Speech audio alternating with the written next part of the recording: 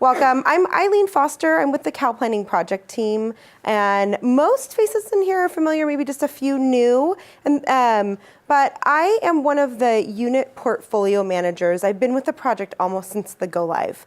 So if you're new to the project, I've been working with the campus for a while on this, as well as I came from UC. I came from UC Santa Cruz prior to this, and was really, really happy to come up and help work on the project here with Berkeley. I'm a unit portfolio manager, which basically means that I interact with the users on campus and try and hear what it is that they need. And then we talk to our technical folks and say, how can we help them get this into the application itself? So I've been working a lot with the LIMS on campus since the project began back almost 2 years ago now, 2 years ago. So today we're going to be doing an overview of key concepts due to the release of the new application Human Capital Planning. As everyone in class should have been to the HCP computer-based training, is that correct? Has anyone not gone to that?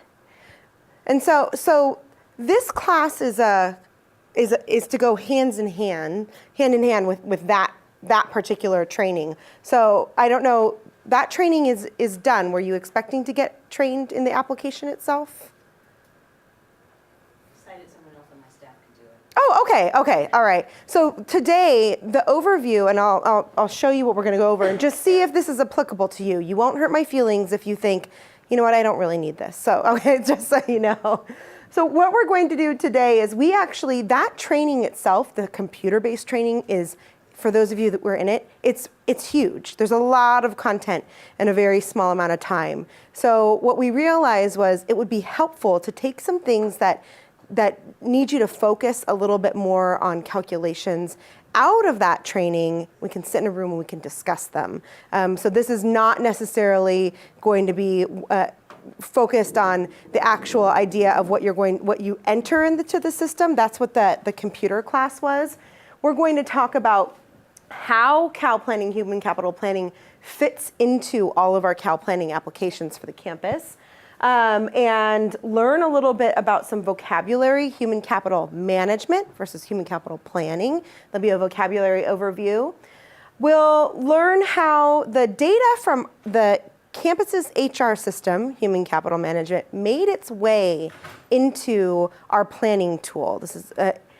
So this is all kind of focused, for the most part, around that new tool that we have where you can do employee and position budgeting. How did we get that data when we first started and we went live?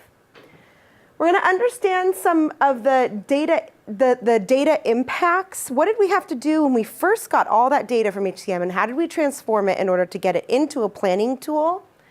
And lastly, and I probably should have warned you about this too, we're going to do some math.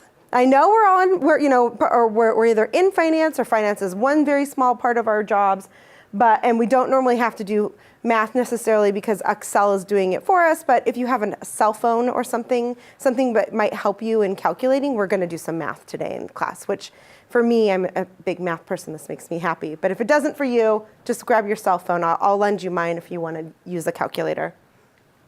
So any questions here on what we're covering? All right.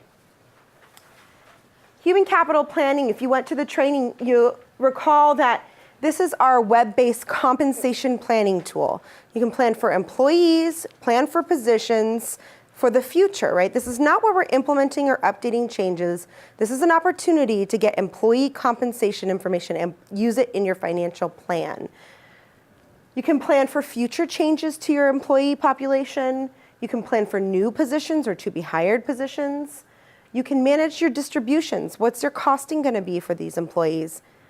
And then also, finally, you can review system calculated expenses for fringe, gale, fee remission, and vacation.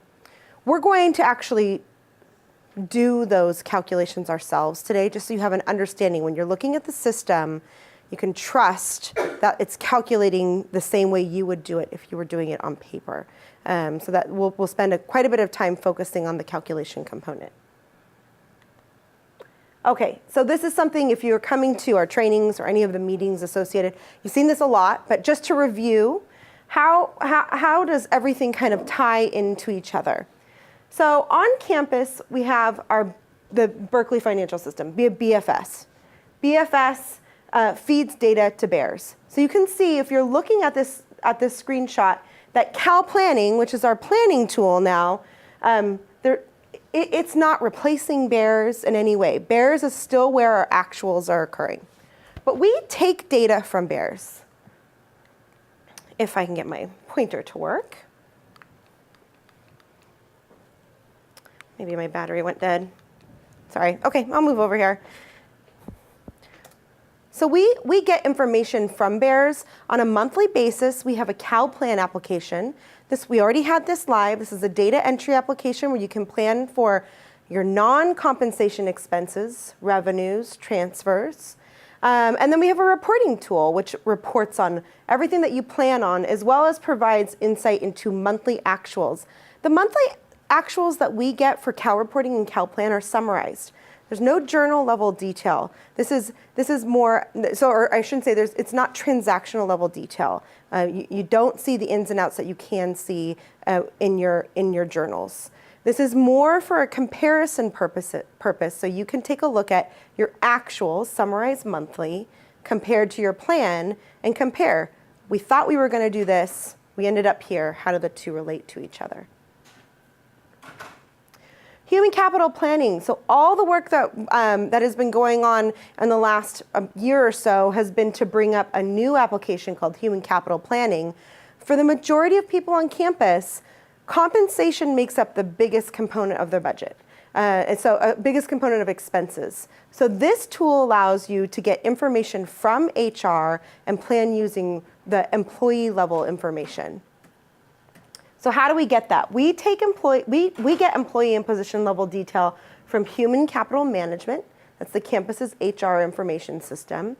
We feed that one time. It's a snapshot.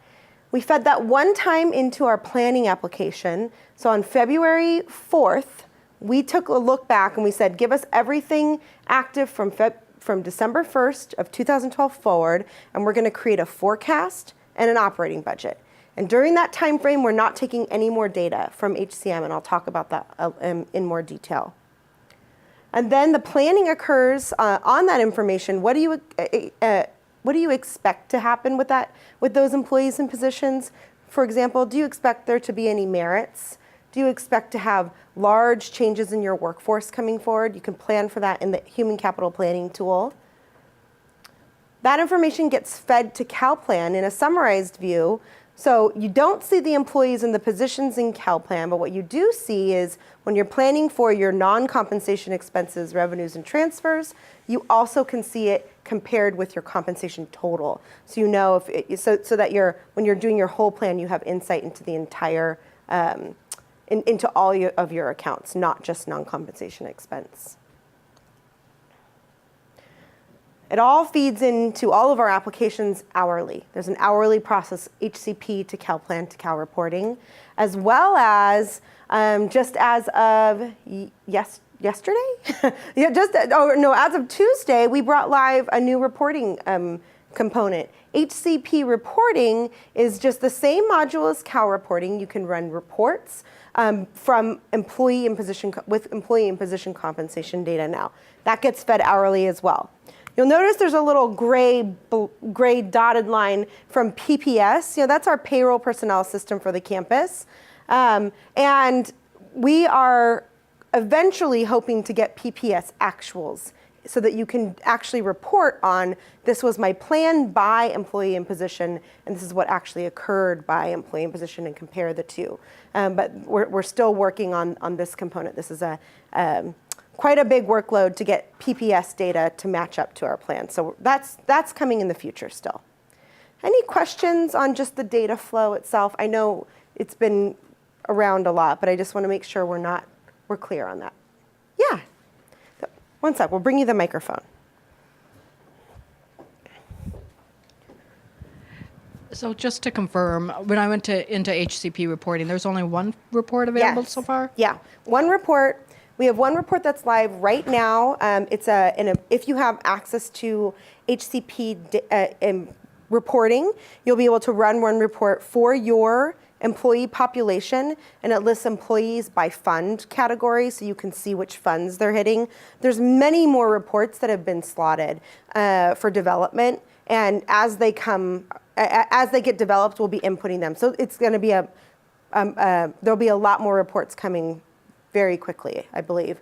When we went live with Cal Reporting, it was the same way. We brought the application live, we brought a couple reports live, so users could interact with them and give us feedback on the look and feel. And then once we got a good understanding of what it is people want to view, we just start bringing out more reports as well.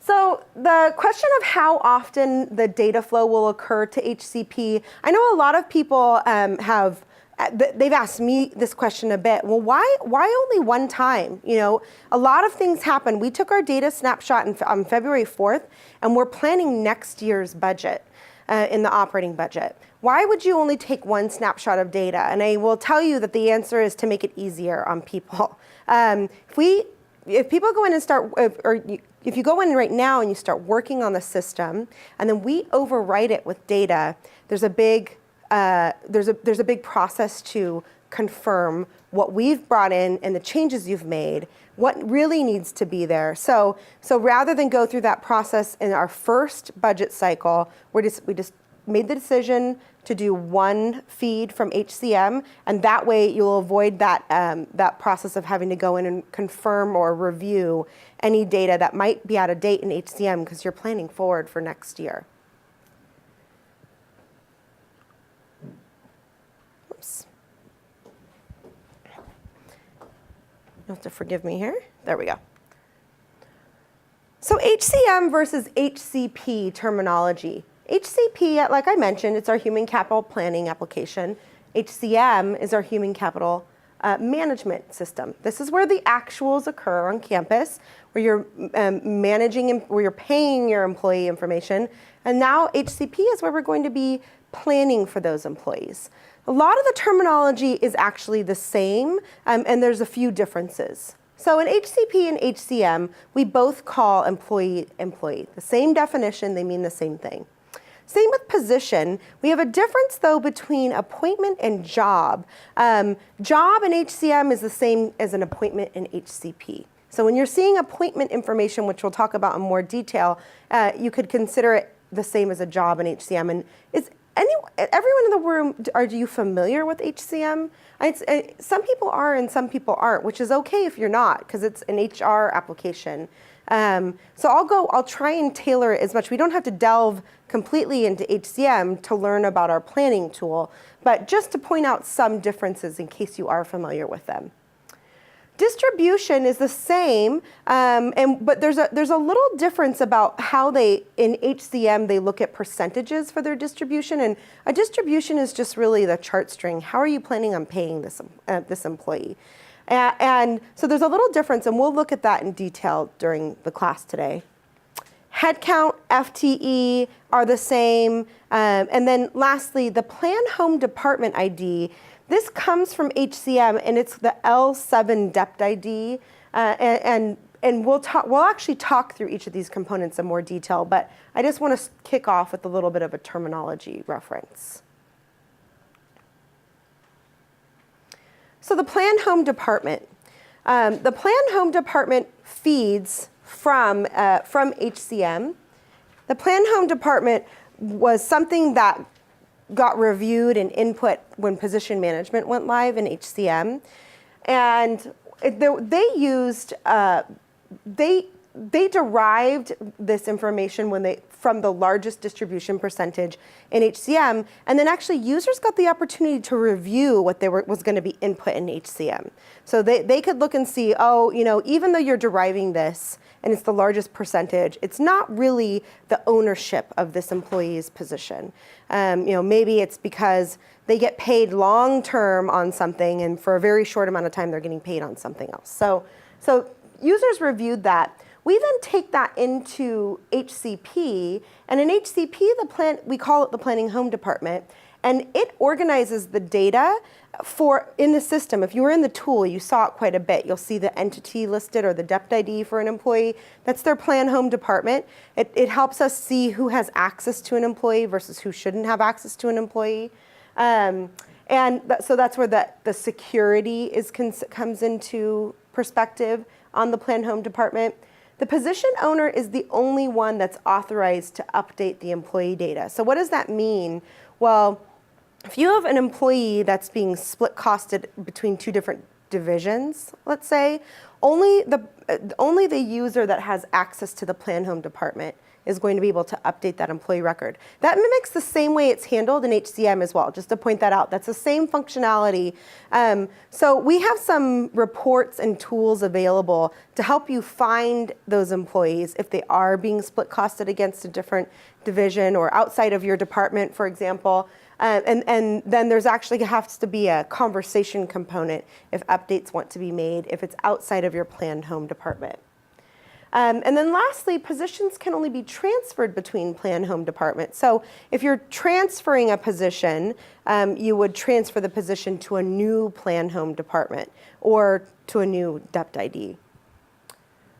I will point out, though, that we just brought some functionality live that's not quite listed there. When some of our users, a very small group of them, when we went live with the human capital planning tool, they noticed that their planned home departments for their employees was wrong. And that actually meant it was wrong from HCM. And that's fine. You just have to have a conversation with HR to get it corrected in HCM. But in HCP, we developed some functionality so that users can correct it in HCP as well, since we won't be feeding the data from HCM again. Any questions on that concept? Okay.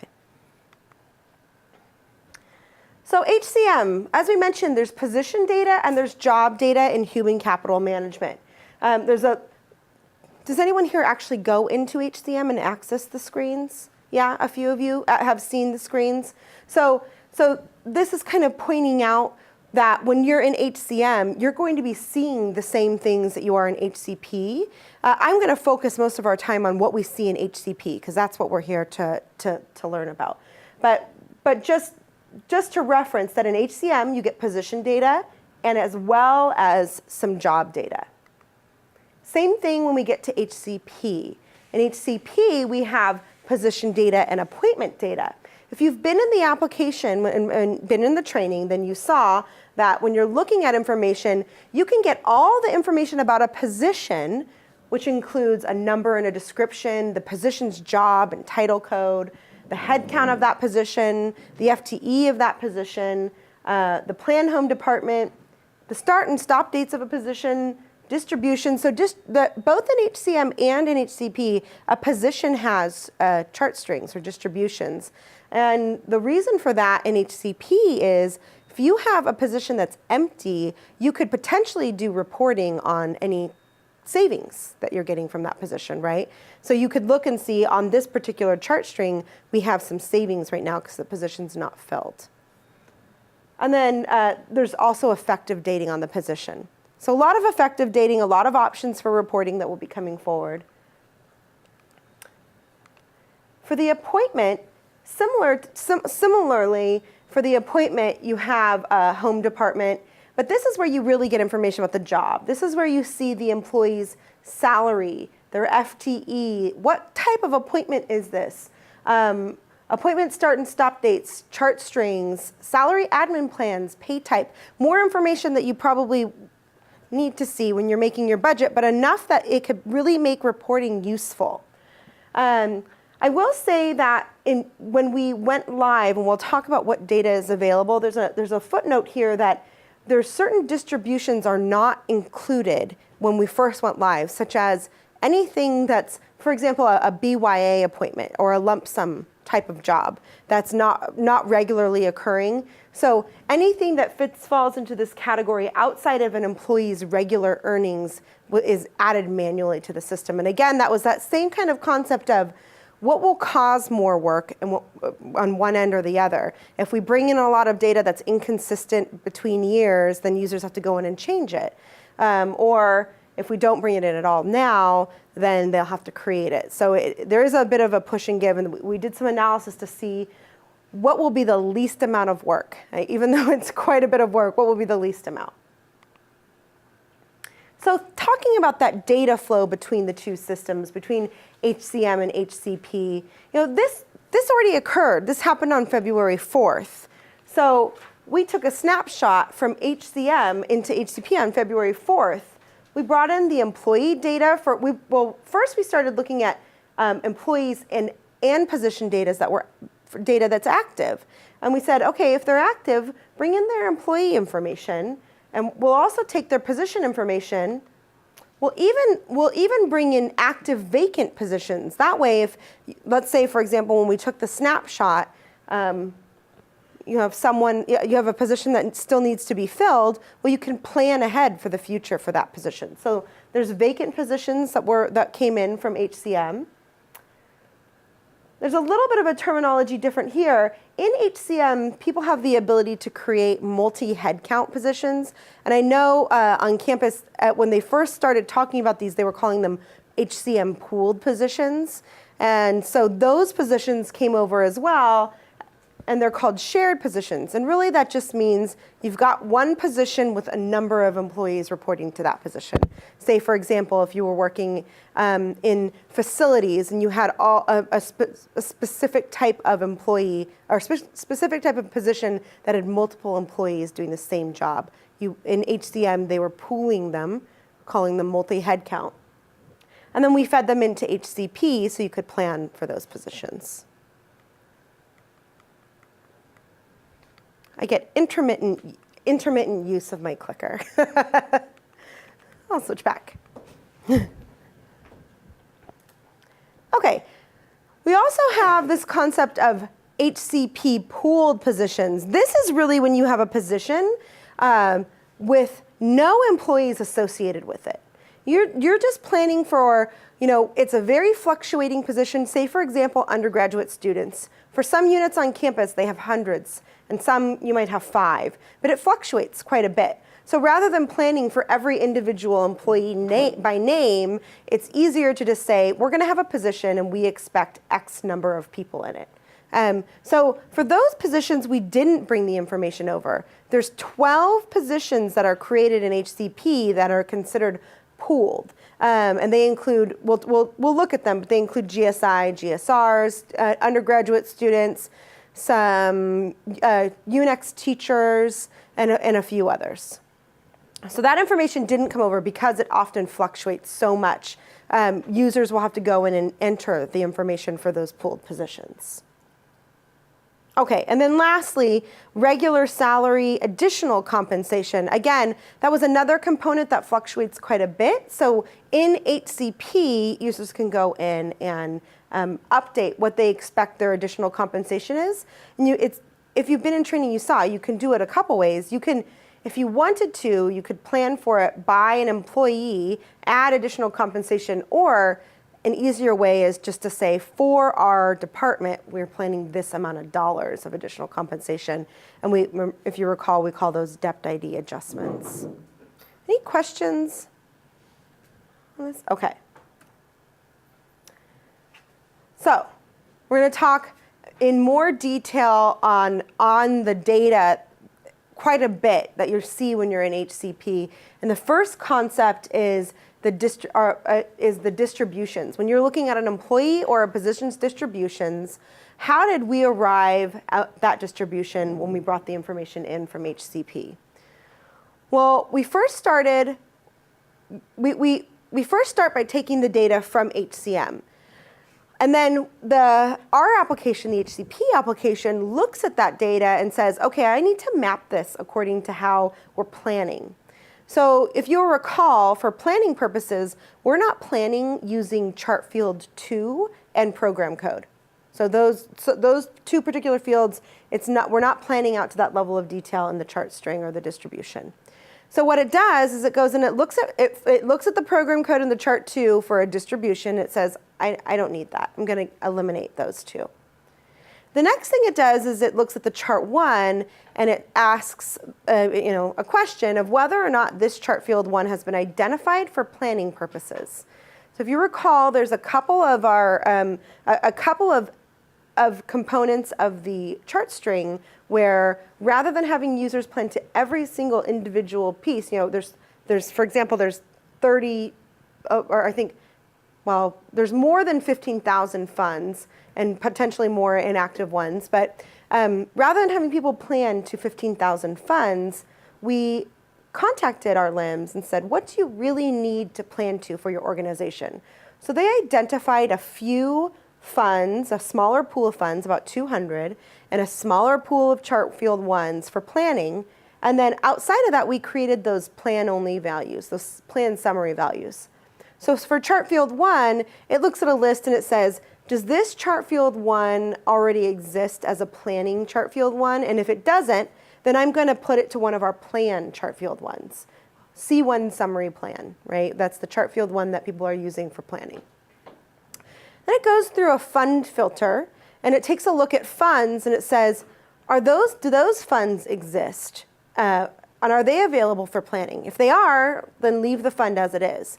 If it's not, then map this fund to one of the plan-only values. For example, restricted funds plan or contracts and grants plan. Further down the line, it looks at debt IDs. And this is something we only have to do right now. There's been a lot of work to review the org hierarchy for the campus. A lot of units have been looking at their orgs and deciding whether or not they need to be moved or deactivated. And those are going live in BFS and BEARS in the beginning of this next fiscal year. But because we're planning for the next fiscal year, we're going to plan now using that new org hierarchy structure. So it's just mapping. If there's any debt IDs that have now been marked as inactive, well, it maps it to the new one. And again, debt ID, just from a terminology perspective, comes from the master org hierarchy of debt ID. In our system, we also call it an entity, but we refer to it as a debt ID, which is the lowest level you can on your org hierarchy. Then lastly, so all this information happens just to the distributions, and then it is viewable to users in HCP. So we have some more ways to look at this in a bit more detail. So let's look at it from using actual chart string values. So here is a few distribution lines for a single employee in position. So for this employee in position in HCM, they have 4 distributions. If you look at the distributions, they're split funded, but they add up to 100% for this employee. Now, a few things are going to influence how those distributions find their way into HCM, or HCP, excuse me. So the first thing to look at is the debt ID, and so just to consider that one of the debt IDs there, 11450, is going to get remapped due to the new one entity hierarchy. And then chart 1, EKMME, and the other chart 1, they're not available in CalPlan for planning purposes. So just a few notes before we start working through this. Okay, so here's a real life example of how this makes its way into HCM, or HCP, sorry. So step 1, it looks at the entire distribution, and it says get rid of chart 2 and get rid of program code, and we're left with the results underneath it. The next thing it's going to do is take a look at the funds, and if you look at the fund column, there are 2 funds that are 19,900 and 2 funds that are contracts and grants. Contracts and grants, these particular funds are not being planned at individually. So it then summarizes those funds, it changes the fund to federal contracts and grants plan, and then because every other component of that particular distribution is the same, it just summarizes them. So it takes this distribution and the one below it, and it says this is 10% and this is 20%, and they're both the same fund, the same debt ID, and the same chart 1. So let's summarize them now and make it a 30% distribution. Then it goes down and it takes a look again at the debt IDs. And you'll see that for the debt ID component, if you recall, the one debt ID is going to get remapped again. So when it remaps 11450 and changes this to 11460, it gets replaced. And it's also, again, able to summarize two of the distributions because the bottom two distributions here now have the same fund, depth ID, chart one. And so it summarizes 50% and 20%. And now those two distributions are equal 70%, and they have the same values.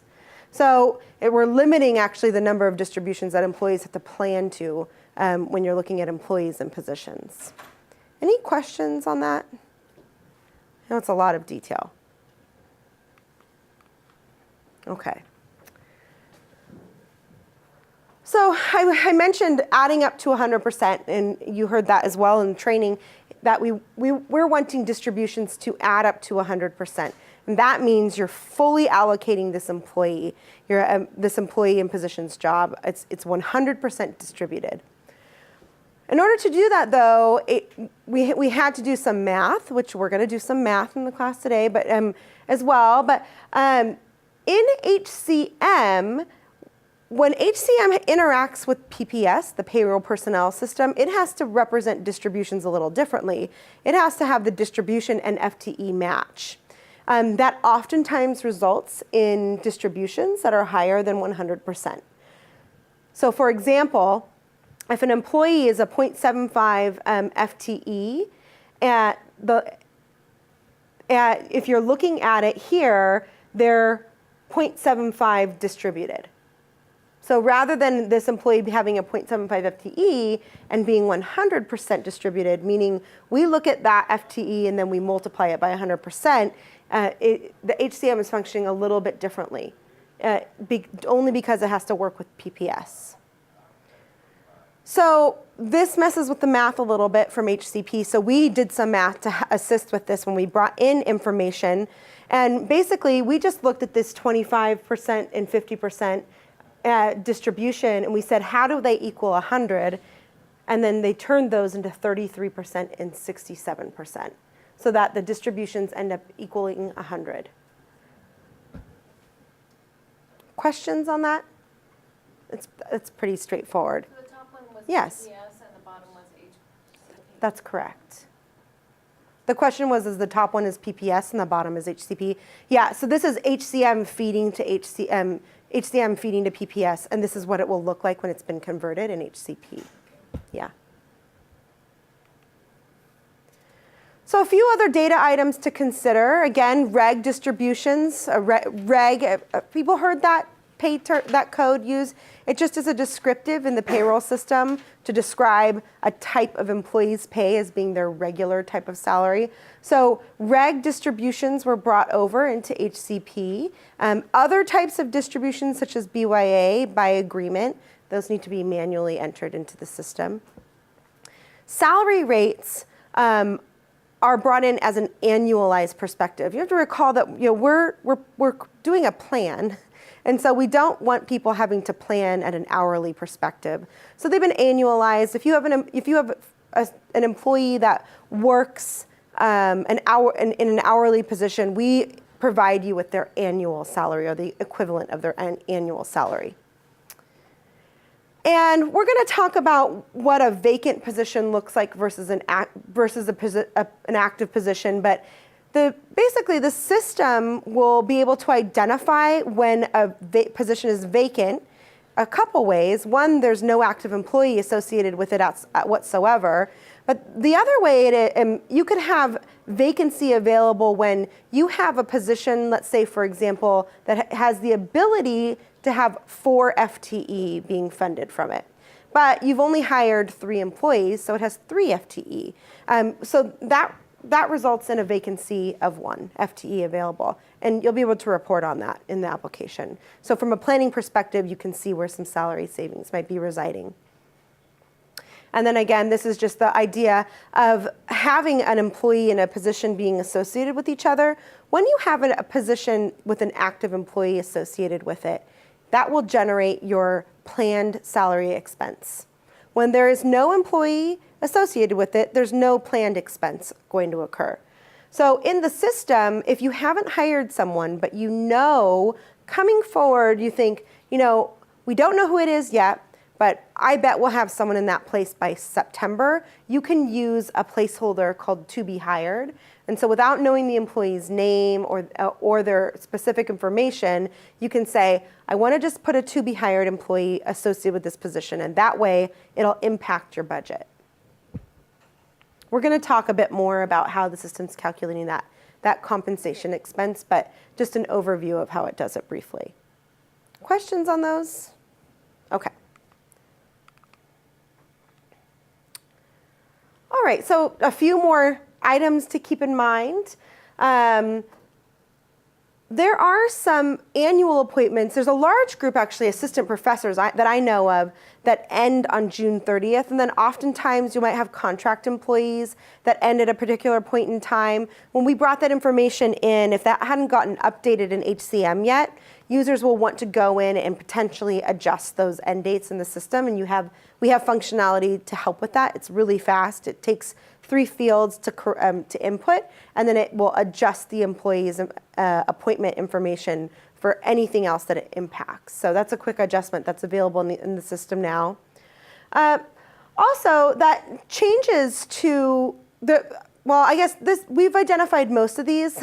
When we first developed this class, it was right when HCP went live, and we noticed that some of the changes to HCP position job in HCM, position and job start and stop dates that came into HCP during a particular time frame caused some breaks in what, I was the PPS admin at Santa Cruz, so we called it breaks in service, but that's kind of what it looked like. But really, it caused someone's pay to get affected, as it looked like they weren't being active in a particular time period. We've identified these. We've gone through and made sure that in the system that's not occurring, and we worked directly with the people that were affected. So this is a note to let you know that happened, but for the most part, those have been resolved. So PRT, who knows what the PRT is? I know people in the room know that acronym. Oh yeah, okay. So a lot of questions that we've received. Stephen is here as well, and Stephen's with the training team, and you probably saw him in some of the trainings. A lot of the questions that Steve and I received during training were around the PRT. How does this interact with the PRT? What's happening? So just a reminder that the campus is continuing to use the permanent budget through FY13. So PRT action should still be occurring in fiscal year 13. There's a to be determined around FY14. So we're waiting on information on that to be determined component. And also the CBO is going to create the general allocation transfers in July. Well, will. Oh yes, sorry. Definition of PRT, please. The definition of the PRT. Does someone have the definition? Or what it is. Resource. Thank you. Position resource. I only knew it was around position. Resource Tracking. And it's from the old legacy permanent budget and reconciles what was in the permanent budget. Okay. Thank you. Yeah. So that was PRT was position resource tracking, reconciling. Oh, I'll let Alice jump in. So the PRT is the position resource tracking system, and its flows or was related to the permanent budget and a way of tracking what positions or employees actually exist in the permanent budget. And that will go away ultimately, but for the time being, it's part of the transition. Yeah. Great. Thanks so much, Alice. So this is a reminder, if you're working in the PRT or utilizing the PRT error report right now, HCP is not taking that away right now. We're still kind of transitioning into this new, into a new framework, and so this is one of the pieces that's still in use. There'll be more information for those people using it as we move into the next fiscal year about how will we continue or not continue going forward. PRT distributions, just if you're used to seeing the PRT distributions, there's an extra line that gets added for the permanently budgeted PRT distribution. And that causes, if you're looking, this is actual screenshot of an employee that has 2 reg distributions that are 50%. So that they're getting paid a total of 100%. And then the one above it is their PRT hold at 100%. That causes a 200% distribution. So in HCP, we get rid of that PRT distribution so that you're only planning for the expected expense of this employee, which is 100%.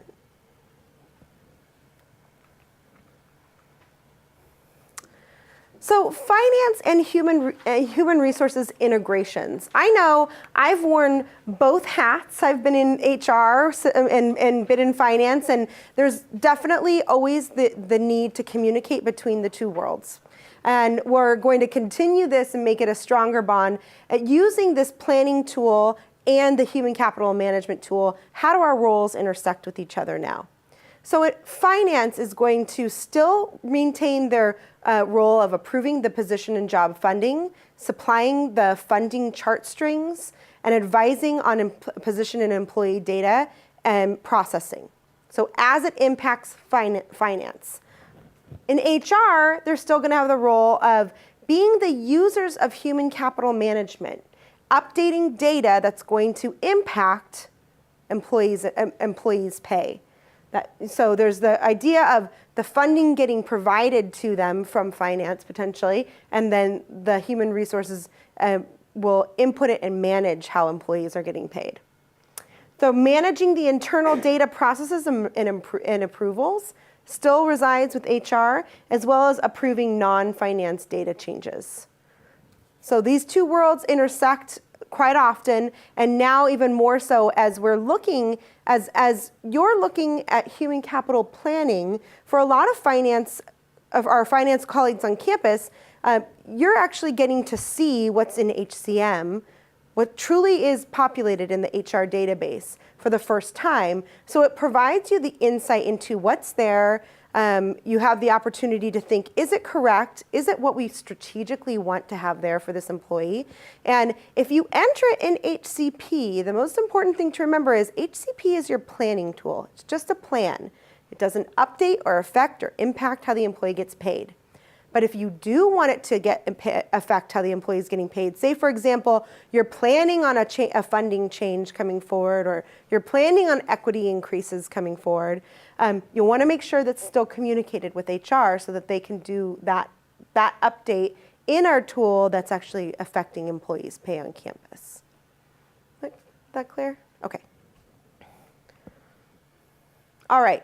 So I know we're in this period where, we went live with the forecast, the FY13 forecast first. And if you recall, the forecast is when you're creating a plan through to the rest of the current year.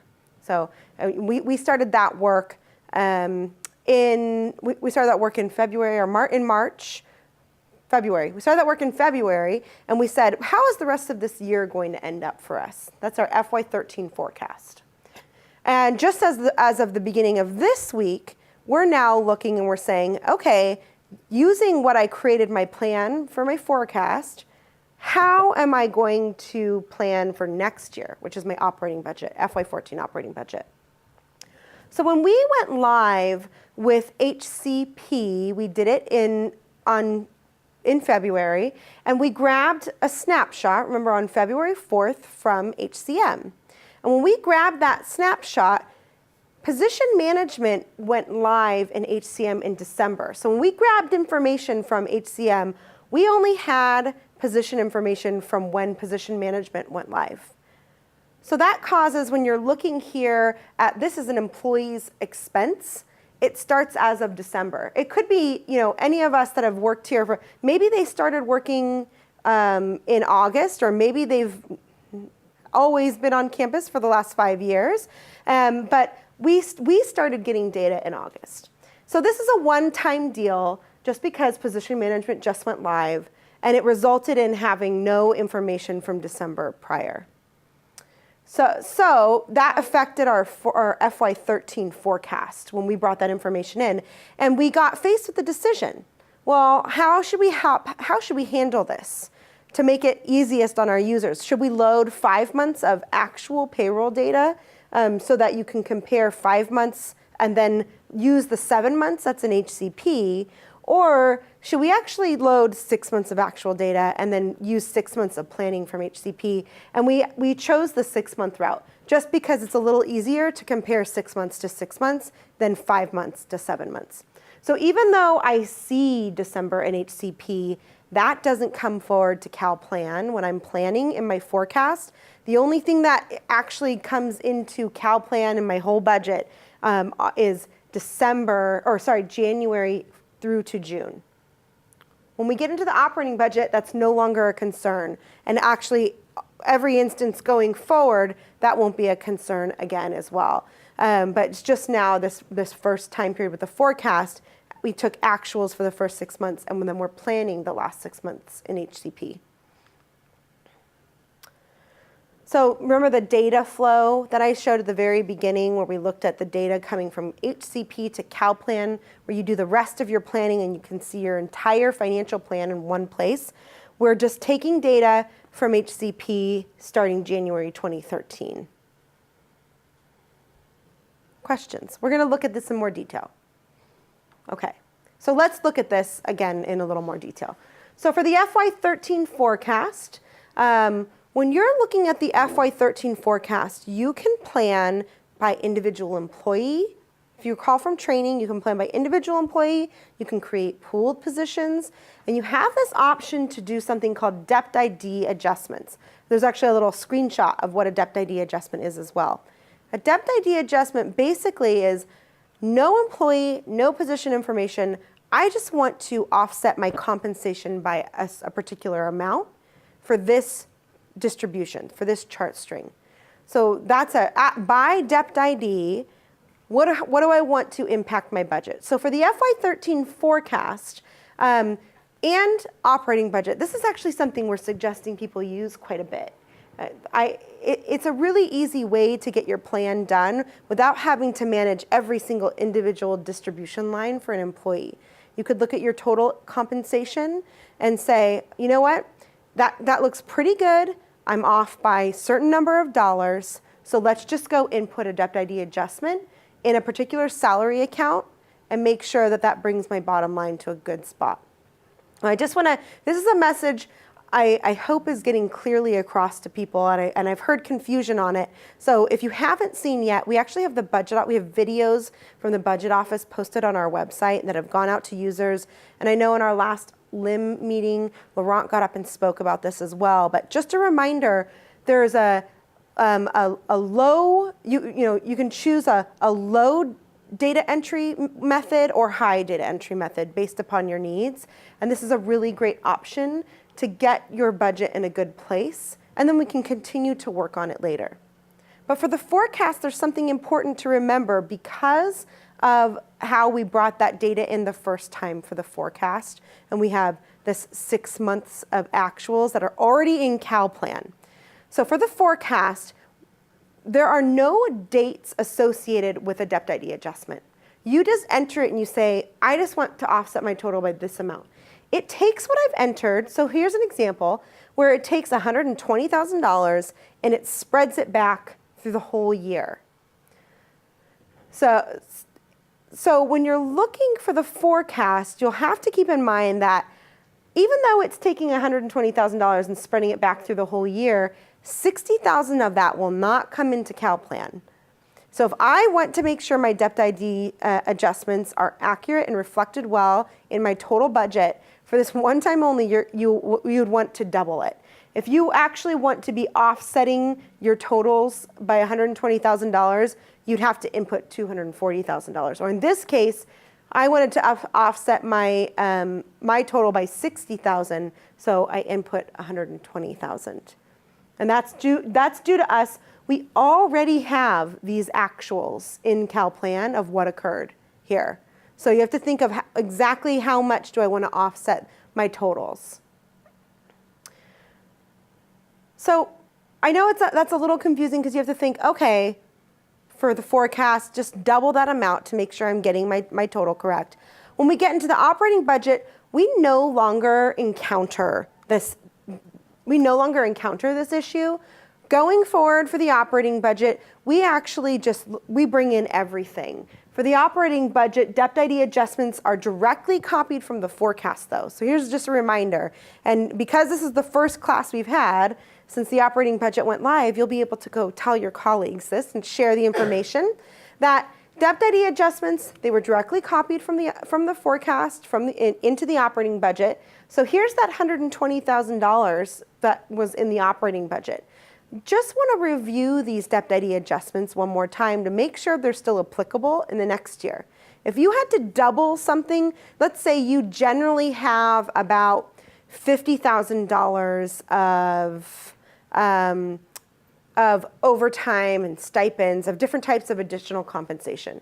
So in the forecast, you had to double it and make it 100,000 maybe. If you go into the operating budget, just make sure you've checked to see that that total is still accurate. Are those dollar amounts now reflective of what's going to occur in FY14? Does that make sense? So we bring, just a reminder, we bring everything comes forward for the operating budget. And we won't encounter that 6-month interval again that we had due to position management going live. Okay. So pooled positions. Remember, a pooled position, I was saying, is a type of position that you can plan for in HCP that has no employees and no positions no employees associated with it. So you basically have a position where you say, I'm going to take this position and I want to have 4 headcount or 4 FTE in this position. So there's no individual employee level detail associated with this position. This is managing pooled positions, getting used to the concept of it.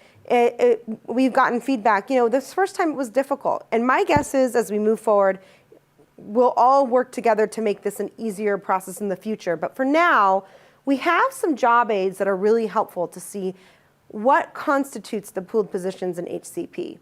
One of them is a job aid, and that's available on our website. And the other is actually a new report in BEARS. It's an HR BEARS report.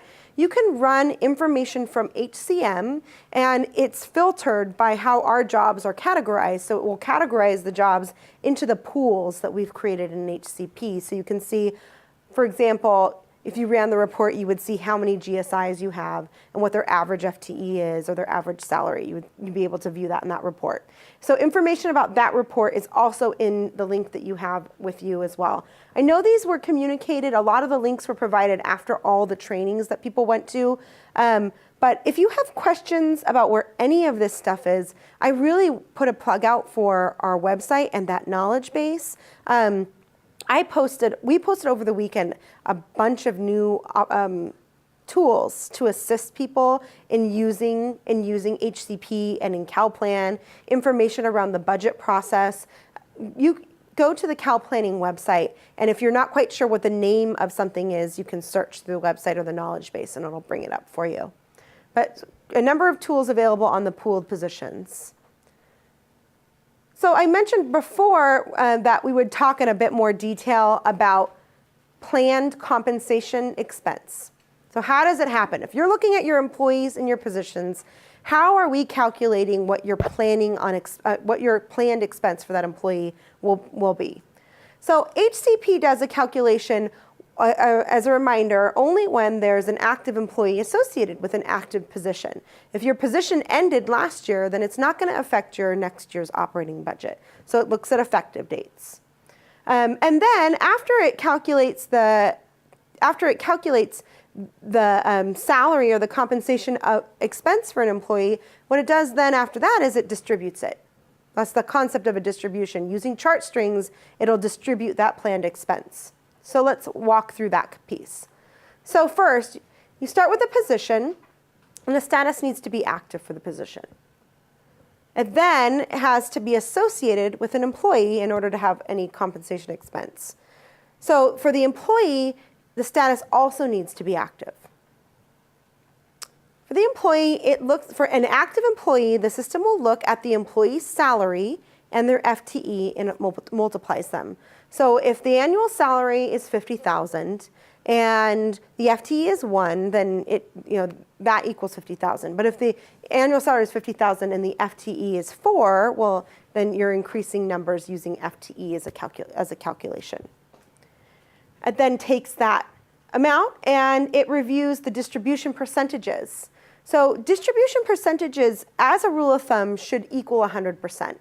If you have an employee that's 50%, is a 50% employee, I'm a half-time employee, I'm 50%, you can manage that using their FTE. So you would say, this is a $60,000 job, they're working they're working half-time, so they're a 0.5 FTE, but they're 100% distributed. I want to distribute all of that salary to chart strings.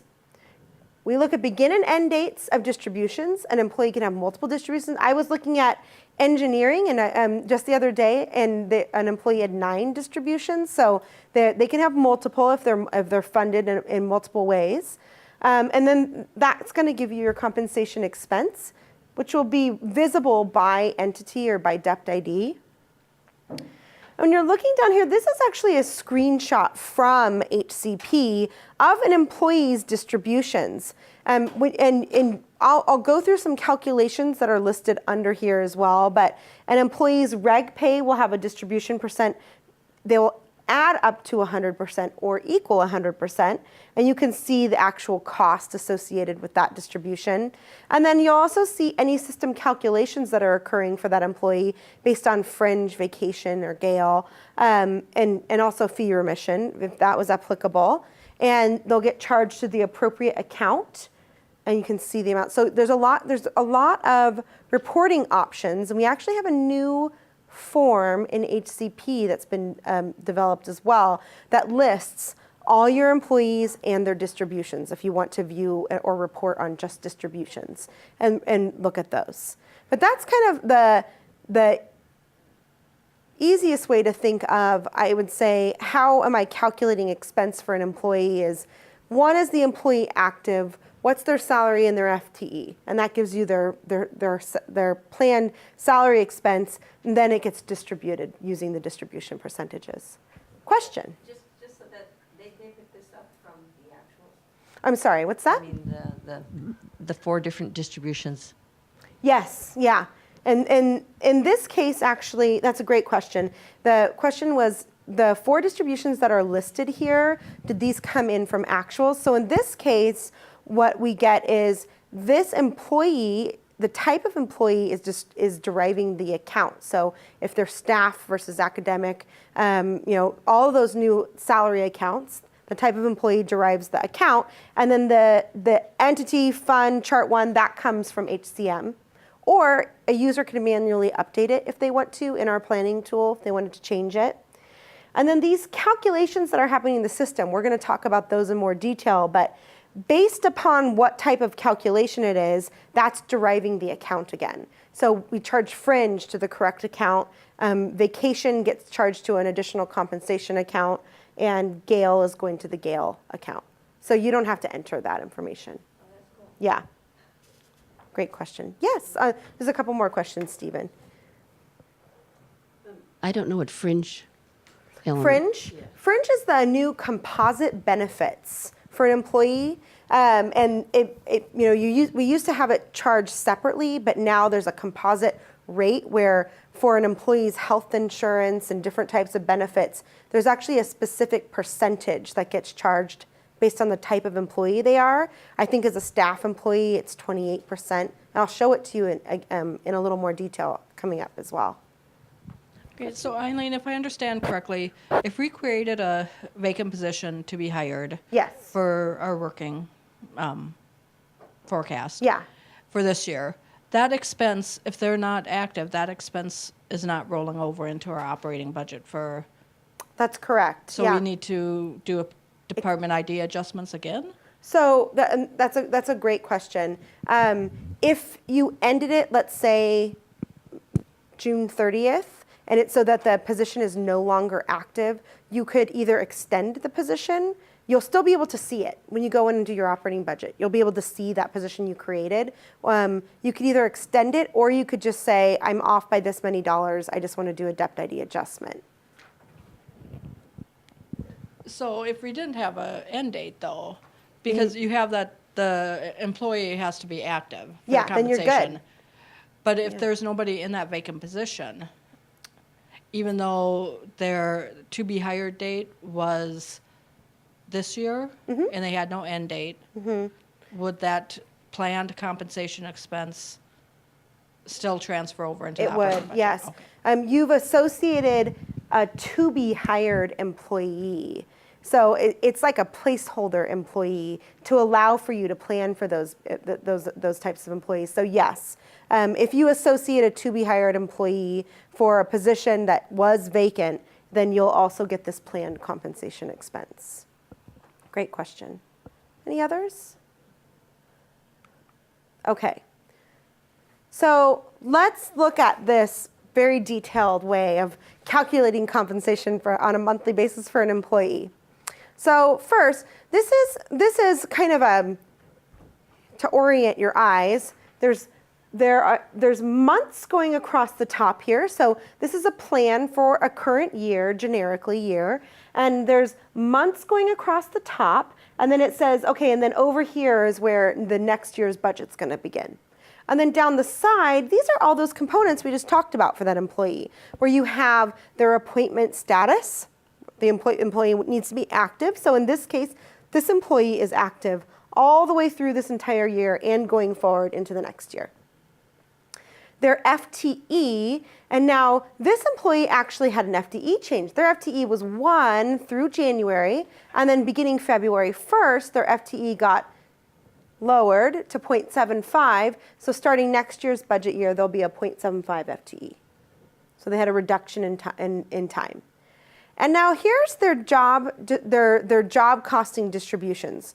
So it looks like they're multi-funded. They have more than one distribution here. They actually have chart string A and B and C and D, and they're overlapping at different time periods. So chart string A is 25% going through December 31st, and chart string B goes through September 30th. So you see here, this is our B chart string here. Chart string A and B equal 100% for the month of July and 100% for the month of August. And then you come over here and they have chart string C that starts in October, and chart string D that here as well. But each time for each month, the chart strings are adding up to 100%. So even though they have these intersecting distributions, they're always adding to 100% over time. This is a very real life scenario, right? I mean, this happens quite a lot. For some people, maybe they're on 85%, that's always going to be the same, but that 15% fluctuates a lot, or there's many, many reasons why this might be happening. But the bottom line is that they're going to be 100% funded throughout. So if I look at the salary of this employee for the month as well, looks like, well, this person's really lucky because they go up in salary even though they go down in the amount of time they're working. So they are they're making $9,000 a month through September, and then they must get a raise of some type, and they start making $10,000 in October. So the system goes and it says, okay, they're active, they have an FTE of 1, they're distributed 100% for $9,000 for the month. And then, so it's $9,000, and then it distributes it. It says, take that $9,000 and distribute it by 25% to chart string A and 75% to chart string B. And then you get the values of 2.3 thousand on chart string A and 6.7 thousand on chart string B. And that information comes over to CalPlan. So that compensation expense feeds out and affects your entire financial plan in your compensation. Questions on that? I know it's a lot of detail, but when you break it down into individual pieces, you can see it's just reflective of what we were talking about before, of having the employee's salary times the FTE, and then it getting distributed by percentages. Okay, so if there's no questions, we're going to try it together. And I think this is where you might need to get a calculator out. I can double check. Oh no, we might be okay without calculators. Does anyone want to borrow mine in case?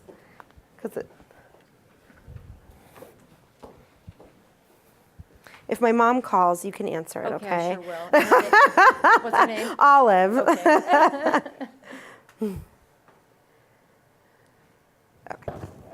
There you go. Okay, so in exercise 1 is asking us to calculate the monthly salary for this employee. You'll notice what it says to start with. It says, please go look at January, identify which chart strings the employee is getting paid from, what is the distribution percent, what is the salary, what is the FTE, and then that last bucket is do the math to find out how much that's actually going to impact your budget by. Are we talking about from this? I'm sorry, exercise packet. It's right here. Oh,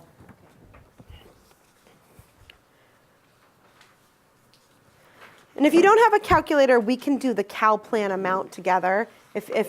Or you can take a stab at multiplying things by 0.25 or 0.75. yeah, I don't see the assignment. It's assignment number 1, Yeah. exercise 1.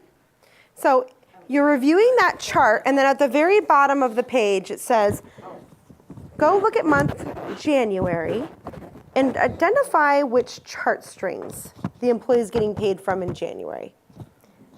Then what are the distribution percentages? What's the salary, FTE? And then finally, do the math that the system does for you. And so you get a good understanding of what the calculation is in the system.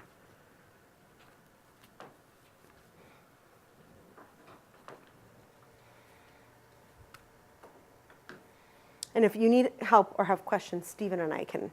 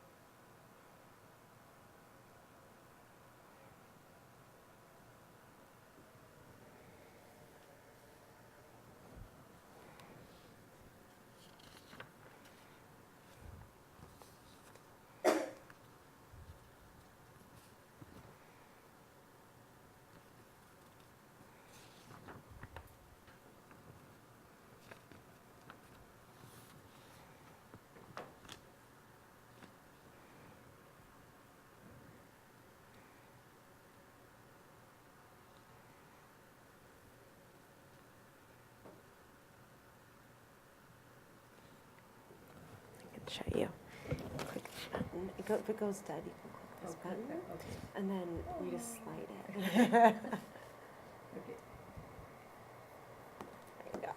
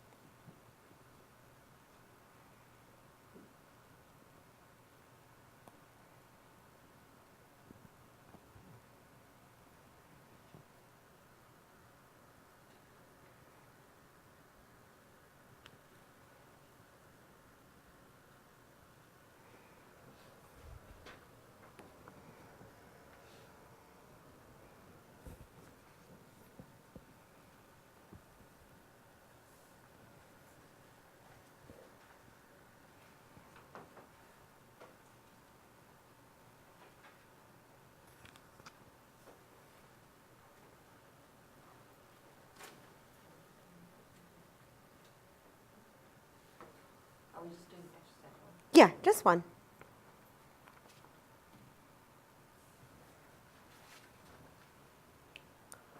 Looks like most of you are finishing up, and if you're not, we can go through it together as well.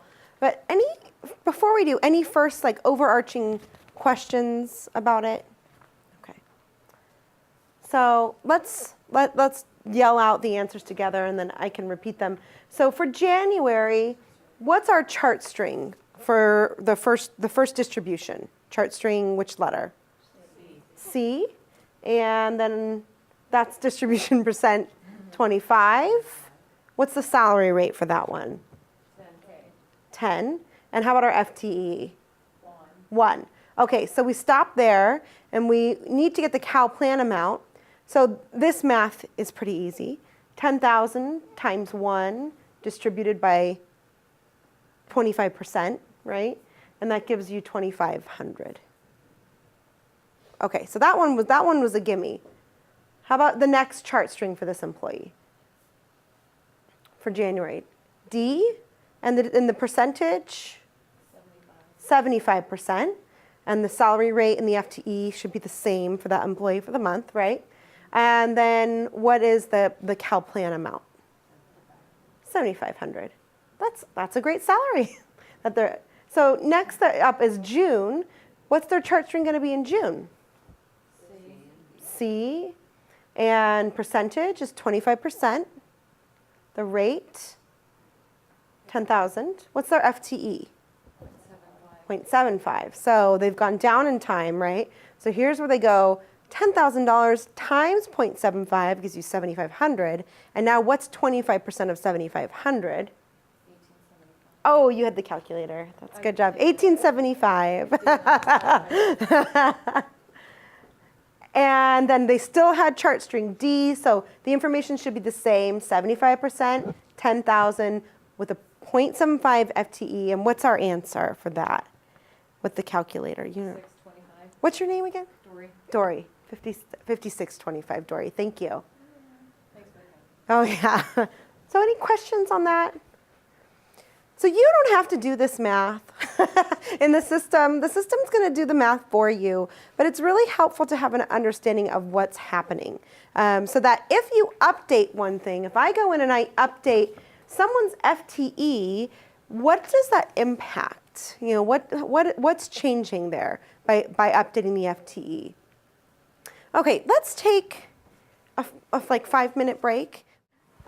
Let's get started back up again, talking about benefits. And there had been a question earlier about, well, what is fringe? And this is the component of fringe. Fringe, there was a project on campus, was it last year, and starting in FY13, that we would use a composite rate for generating and calculating benefit expenses. So rather than having to individually calculate for benefits, there's now this composite rate that does it.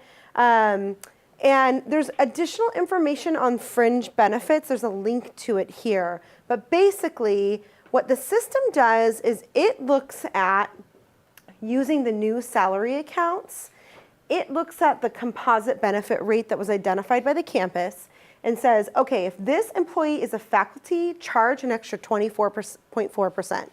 For FY13 and in FY14, it's going to be 26.1%. So when you're doing your forecast versus your operating budget, we've accounted for that change in rate based upon your employees. So even if you do one of those depth ID adjustments, if you choose the faculty salary account, it will apply a 24% fringe rate to it for your faculty in FY13 or in FY14, 26.1.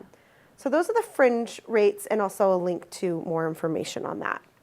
Some of the other calculations that the system does, fringe we just mentioned. Also, the Gale is a payroll expense that gets calculated, and for FY13 and FY14, it's the same percent. It's 0.85%. It gets expensed to the Gale account. What is that? 53710. Vacation varies, though. And at the back of this class packet in the appendix, there's actually a document that shows you how vacation varied. There's this concept of a salary admin plan. And salary admin plans If you've heard of bargaining units or unions, that's another way to term that information. That's coming from our HR system. The salary admin plan determines whether or not an employee is eligible to accrue or earn vacation. So, for example, students are not eligible, but certain types of clerical units or clerical employees, they are. So based upon salary admin plan, we look at the job and the salary admin plan, and then we apply a percentage for vacation. The campus has set the rates for FY13 to be 1% and for FY14 0% for the whole campus. And there is an ability to override this information if needed, but for right now, they're really from what I've heard is over every couple of years, those two kind of balance each other out. They go back between, they net over a process of 2 years. There's the ability to override it, but also you could do a depth ID adjustment if you're expecting more expense. It's very hard to plan vacation. I know this. You might have a very senior level employee that decides to retire, and then you have a large expense coming forward. So to plan for vacation is not very easy plan for. So just know for your FY13 forecast, the system calculates 1% on eligible employees. And for FY14, it's calculating 0%. If you need that to increase, you can use a depth ID adjustment and increase your expenses a little bit. If you're expecting to have a bit more expense coming forward. And then lastly, fee remission. We're going to talk about fee remission in a lot more detail. Does anyone in the class, does anyone have fee remission eligible positions? Alice? Okay, great. So fee remission is a fee that gets applied to certain types of grad student GSR, GSI type positions, and when the employee is eligible. And so we'll talk about how we're handling fee remissions as well. But just any general questions on these types of calculations? We did have a question during the break regarding IAP, and we're going to look into I don't have the direct answer off the top of my head on how it's handling, so I'm going to look into how IAP is getting handled, and we'll make sure we get that information out to everyone. Okay, so global salary adjustments. Before we talk directly about fee remission, I also want to point out that in addition to some specific calculations around benefits or vacation, we also have the ability to apply global salary adjustments. So the campus budget office provides us this information and we can input it into the system. And we already know, we just got, we were going live, the system went live, and then I think the next day we got information that there was going to be a market adjustment for the FY13 forecast. And I shouldn't say the system went live. We were going live with the operating budget, and then we got the information. So that happens a lot. That's real world activity occurring. So the campus budget office notified us there's going to be a 2% market adjustment for all non-represented employees. So if you go back and you look at your forecast, we've applied that. In the forecast, effective March 1st, any employees that fall under the non-represented salary admin plans, which are PSS and MSP, got a 2% rate increase that was effective on March 1st. So that's across the board. Across the board. How long they've been working on it. Yeah, and that's actually, the terms of the market adjustment were any non-represented employees that were career contract included as well. So 2% across the board, that went in March 1st. And that's in our plan. Just a reminder, that's in our plan. That's not that's not actually going to affect anybody's pay. We just increased the plan for that for those employees. If you go in, you'll actually see effective dating on the salary. We were talking about the salary, and we saw that slide using effective dates. You'll see an increase of 2% using effective dates on the salary if you wanted to look at it. So they also provided us information about what do we expect is going to happen for the operating budget. So, and the campus budget office did a lot of research and found that, in advance, we sometimes know things are going to occur, but we oftentimes don't know what's going to happen. it's hard to determine whether or not a particular union or contract is going to get negotiated in a certain way, and whether or not they're going to get an increase or they're not going to get an increase. And so for this budget cycle, they wanted to keep things very simple. And they did some trend analysis for the whole campus and said, generally, every year for the whole campus, salaries inflate by 3%. And so we input a 3% salary increase for all employees, except for those in the senior leadership group. You know, that's like a executive level, like the chancellor is an SLCG. So except for those employees, we input 3% for everybody on the campus. So when you go in and look at your operating budget, we've inflated expenses. The big message behind this, we could have gotten very detailed on how we input this increase. The message behind this from the campus budget office was, we don't want people getting too into the detail. We want you to just see that your expenses have increased by 3%, as opposed to it increased for this person but not this person. And so, you know, there's a lot of ways to apply increases, and they chose to take a simple approach this first budget process. So there is more information on this on our website on a job aid. I'll just keep plugging those job aids, but in the overall term, you can go to the website and get information. When you're in the system, if you have access to HCP, you'll actually see next to an employee's name that there was an adjustment applied, that we centrally adjusted this employee's salary. You'll see a yes there. So if you looked at my record, there's a yes. But if you looked at a student record, there'd be no adjustment for that employee, because they don't, they don't fall into the category of, they're in this category. You wouldn't see them getting an adjustment. It would say no in your forecast.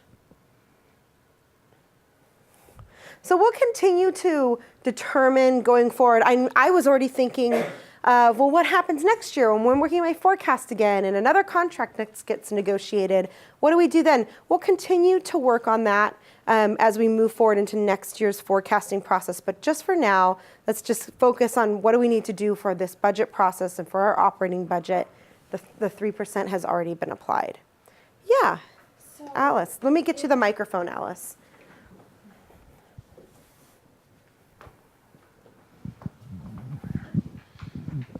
Thank you. In years past, salary increases have typically occurred in October, and I understand the idea of going with, so this is a plan and so on. Would it then be, let's assume that next year in October 1st is when the salaries are actually adjusted, then next year in our forecast it will be adjusted, or we might adjust it at that point? Potentially, there'll be many ways to handle it. By that time, we might just have the whole new set of data from HCM. So when we arrive at that point, we'll have to consider how to handle the increases that occur. Because I know for non-represented employees, they happen in October, but contracts can be at any time. The Q bargaining unit just had one in January. Right. So I think. It just goes back to my statement of going forward. Once we get to next year's forecast, we'll have to think of how do we want to apply these going forward when we have more timely information instead of just inflating our operating budget by a generic percentage. And is that something that we can override ourselves?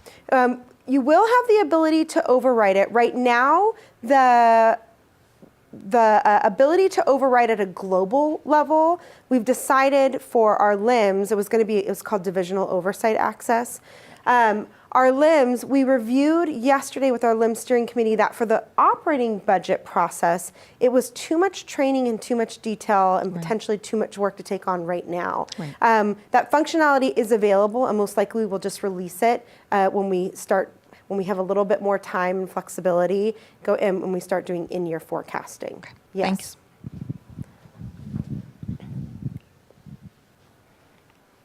Okay, let's do another exercise. Exercise 2 in our exercise manual. In this exercise, we're going to go back and calculate the fringe, the gale, and the vacation. So this is a good calculator exercise. If you want to get a budget buddy and share up and use a calculator. Here's my calculator back for you again. You're welcome. And looking back at that same exercise 1, we're saying, let's assume that this employee is a staff employee. And so therefore, because they're staff, they're eligible for fringe, gale, and vacation. Let's also assume that we're doing this exercise for the FY13 forecast. So for this employee, the FY13 forecast, in the month of January, we know how to find their chart strings. And then we also know the CalPlan amount, which we got from exercise 1. Now take that CalPlan amount and times it by the correct fringe, the correct gale, and the correct vacation percentages.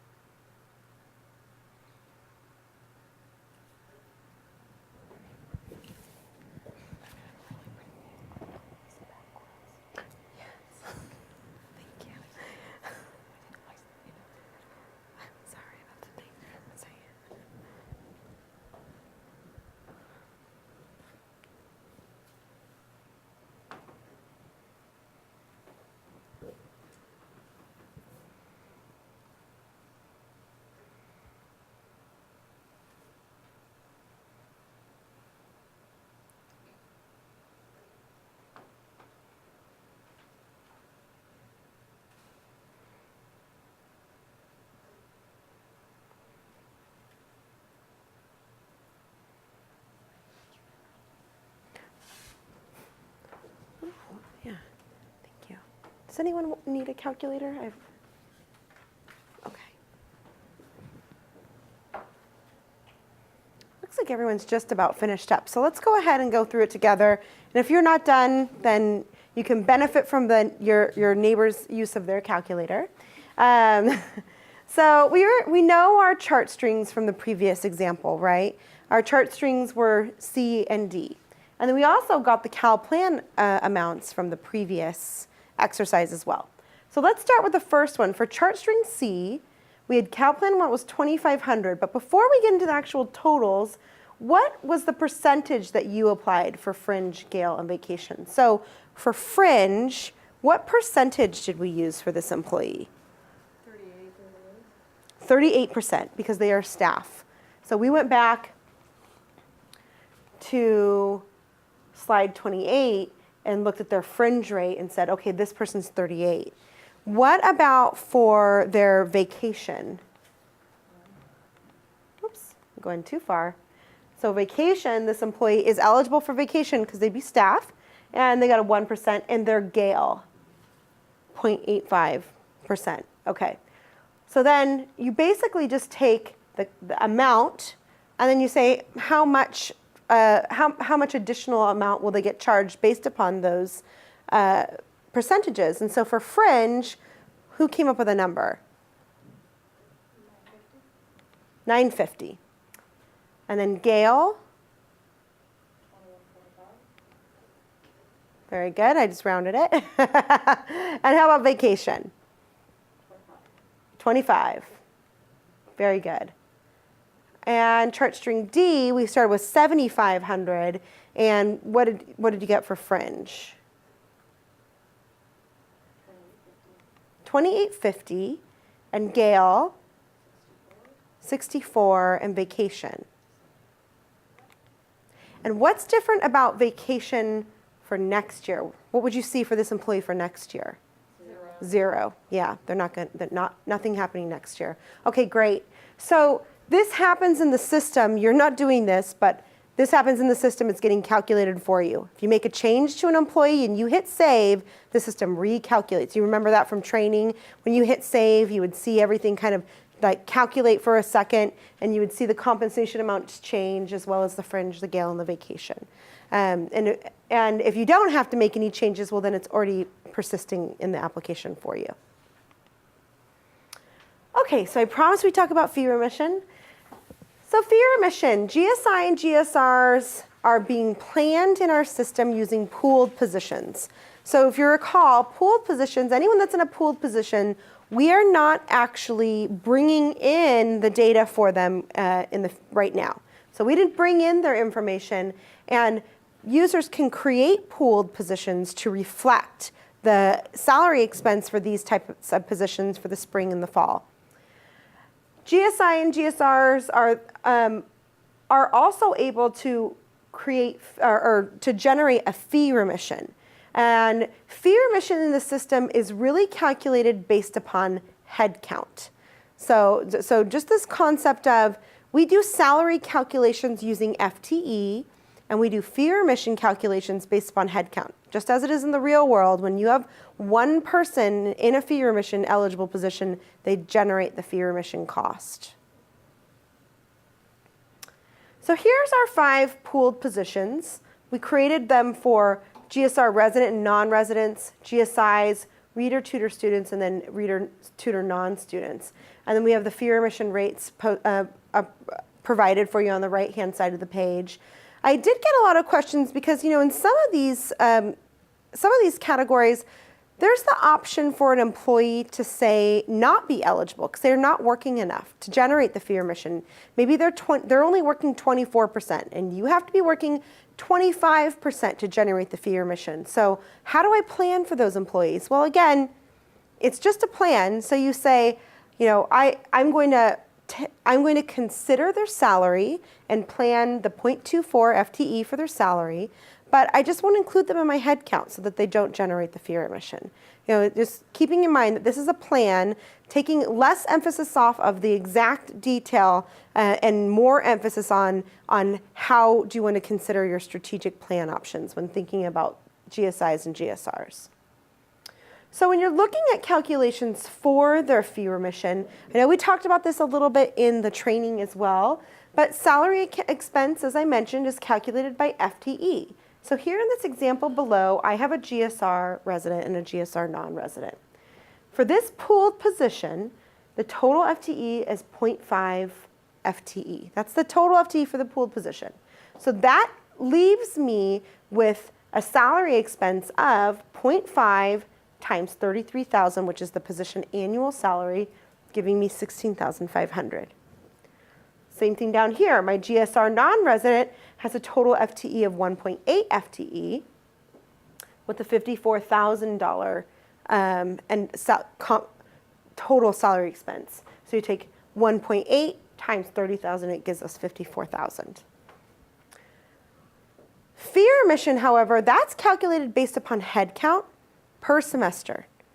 So we look at dates and we say, does this pooled position dates, did these go over the different semesters? Is it just for the spring semester? Is it just for the fall semester? So looking at a date range, it says, okay, this is going to be for the entire year. And as it's in this case, so we have a GSR resident. For the entire year, I have 2 FTE, which means 2 semesters, so the entire year. I've broken it down for you very simply. So there's 2 semesters. So what it does is it says, take the head count of 2, times that by the fee remission rate, which is 7,590, and then how many semesters are there going to be? So the fee remission rate times 2 gives me a total fee remission expense for the year of $30,360. If one of these employees that I had in this example were not fee remission eligible, I just would only have one person, one head count, only one head count listed there, and then I would have one head count times 2 semesters. Likewise, if you're only having a pooled position with dates effective for 1 semester, then I would have my head count times just 1 semester as well. Any questions on that? I know this is the rate? Where's that Just rate? 1 sec. Oh. I was just wondering where the rate came from. Where the rate comes from. The rate actually comes from the grad, the grad division provides us the rate, and it's the fee remission itself is representative of the employee getting their tuition paid for by the campus. Yeah. So the grad division provides that. They determined that we are not raising the rates for the FY14 operating budget. So you won't see any changes to the rates coming forward. I know there's discussion at OP. They said there's discussion about what will happen, whether or not health insurance is increasing or not increasing, but we only have the information right now we have in order to plan. And so they don't have any information that says it's going to increase, so we didn't increase the rates for FY14. Okay, so let's do another exercise. Fee remission. So in the next exercise, we're going to calculate fee remission. And for those of you that don't have grad student divisions, it'll be your one opportunity to really think about how expensive not expensive, how complicated or not complicated the calculation expenses. Okay.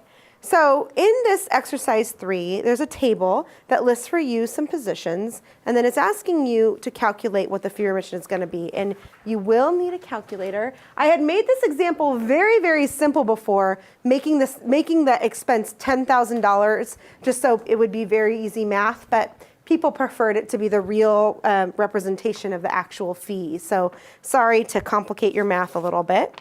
But let's do the first one together, and then you could do the rest of them on your own, just so we get it down. So we're looking at the first, number A is the GSR resident. There's 1 FTE, 2 head count, 2 semesters, and an average annual salary. Oh, they are 10,000. Oh, that's great. Okay. So for the average annual salary, it's 10,000, and in likelihood, in reality, this number might be a little different, right? In the real world, it's going to be in the potentially 30, 35,000, somewhere, it'll be a bit higher. But for the total salary expense, this is a pretty easy calculation. What did you get for total salary expense? 10. Yeah, 10,000. So all you're doing is taking the salary of 10,000 times the FTE of 1. Yeah. So the next one is the fee remission flat rate. So the I'm sorry. But it's 2 semesters, no? Well, it is 2 semesters, but so if you're thinking of the year in total, it would just be an annual salary of, yeah, you got it. Okay. So the next field is really just a copy over from the slide. What would be the fee remission flat rate by semester? $7,590. So 7,590 is the fee remission rate. So how do we do the calculation for this? We've got 2 head count times 2 semesters times my fee remission flat rate. 7,590 times 2 times 2. You got it. That leaves us with 30,360.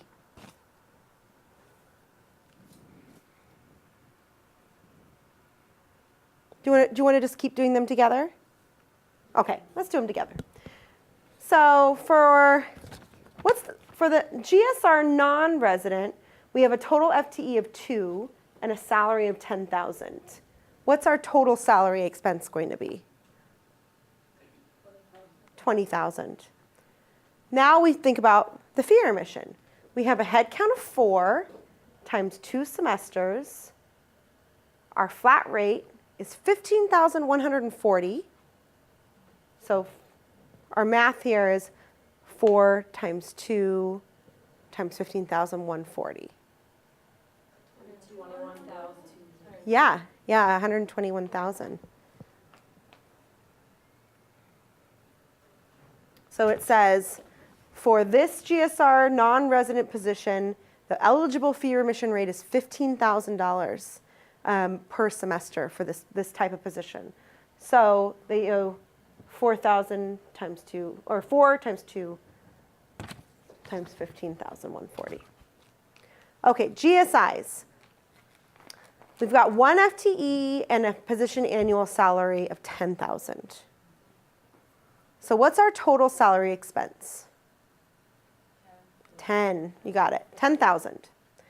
And now we look at the head count and the number of semesters. We have 2 semesters and 2 head count. So we already know that this is going to be 2 times 2. And what is our fee remission flat rate? What are we going to times that by? 7250. So 2 times 2 times 7250. How do you know that? Is this The oh, thank you.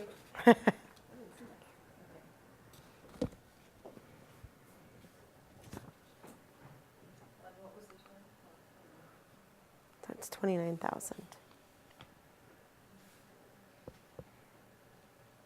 So reader tutors, a total FTE of 2 and an annual salary of 10,000. What's our total salary expense? 20,000. So 2 times 10,000, we've got 20,000. Now we have a head count of 4 and there's 2 semesters. What's our fee remission flat rate for reader tutors? 7250. So we've got 4 times 2 times 7250, 58,000. And I think the last one is a good, the easiest of the bunch, I think. So our reader tutor, we have 2 FTE times our annual salary of 10,000. What's our 20,000? Or we have a $20,000 salary expense. And then for fee remission, we have a head count of 4 and 2 semesters going against, what's our fee remission rate? 0. What's anything times 0? 0. Okay. Any questions on that? Excellent.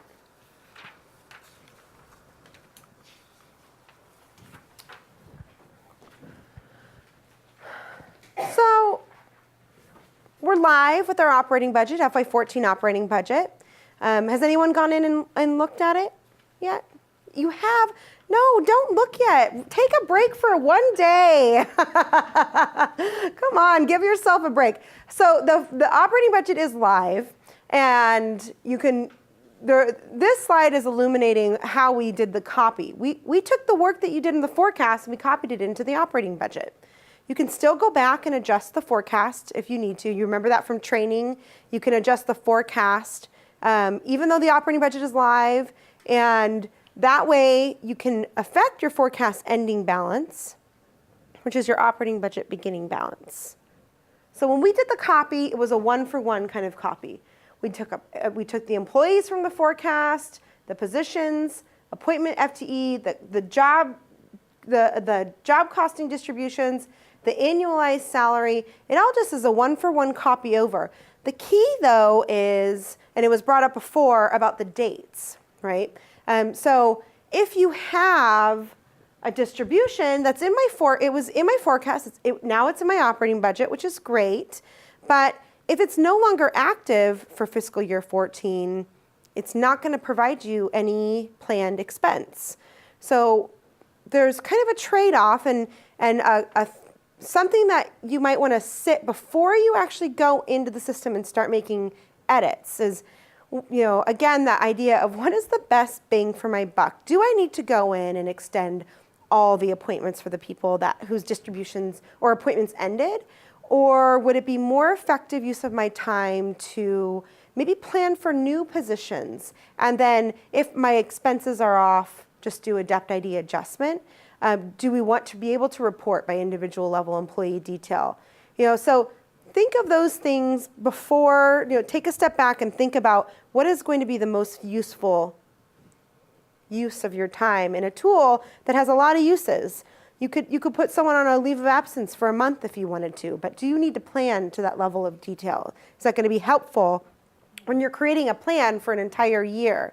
And someone was in here earlier and they have a very small department. They have 4 people that they're planning. So maybe it would be a big component of their budget if they only have 4 people. But if you have, in Alice, if you have hundreds of people, would you want to plan for a 1-month leave of absence? No way, right? So something to consider about what is the best use of your time when you're doing some financial planning, and how will that help your analysis of your financial data? Let's do an exercise. Exercise 4. It's not in. Is it in your packet? No, not in this. It's not in my packet either, but we can do it right from that. Let's do it. We can do it right from here. Maybe it's here. It's exercise 4, and there's the. Oh. So let's think we're in January 14, and if we go all the way back to exercise 2, and you're looking at that slide for exercise 2, now let's think we're in January of 2014. So we've just taken the data for that employee that was in that exercise, and we copied it into the operating budget. So they're still going to have chart strings C and D, right? If you look at that slide, I'm just going to get my exercise. If you look at the exercise packet on page 2, and you're looking at this, here's the next year budget begin date. All of these distributions are carrying forward into the next year. So for this particular employee, in the future, they're going to have chart strings C and D. Distribution C is 25%, and the salary rate is going to come over 10,300 going forward, right? So the reason it's 10,000, if 3%, right? So in this example, we've taken this employee's salary that was 10,000 a month, and it's now 10,300 a month. Their FTE is still 0.75. There was no end date on the employee's FTE, so that just carried forward. So the math now just becomes the salary rate of 10,300 times the 0.75 FTE times the 0.25 distribution, right? Times 25% for the distribution, and you end up with 1931, right? And again, for this employee, we have a distribution D. The distribution percent is 75%. The rate is now 10,300. The FTE doesn't change.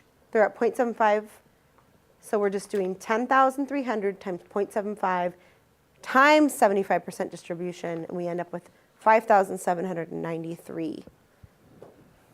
This is true life. This is what's going to happen to that employee when you log back into the system now and look at your operating budget. This is what you'll see for this employee, that this has changed for them now. 3% increase. Okay. I have a guidance.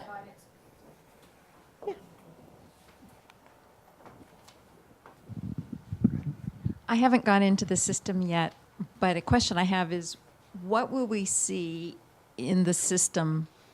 Will we see the total of 10,300 plus 1931? Or will we see 10,300 and then another line for all the salaries, equivalent of all the salaries, and then also a benefits of Right. Well, you see it all Oh, separated. will we see? Yes. Will we see it separated, or will we see it lumped It's a together? really good question, Alice. Okay, so there's different ways to view it when you're in the system. When you're looking at the employee, Alice, you can see what's their annual salary and then what's their total compensation, so annualized. Or you can actually go in and you can look at their individual distributions and say, what is it exactly per month, which is how it comes over to CalPlan. Or you can say by month, what is their salary, their fringe? So you can look at it multiple ways. Yeah, it's a great question. Any other questions? Okay, great. So remember, I mentioned earlier the planning home department. So there's this concept of, one user or may not have access to an employee of theirs if they're cross-divisional. And this happens on campus, probably more cross-departmental than cross-divisional, but it still it can happen. So how do you plan for an employee when they are spread across two different divisions and perhaps you don't have access to their information or someone else is missing access to their information? So when we're looking at this occurrence, it's not in the control of the person that's outside of the division. So I just want to show you what happens when how you see this in the system. In this case, we have Planner A, and they're in Division 1, and the planning home department has the planning home department is set to 14560, and this is being split crossed with another division.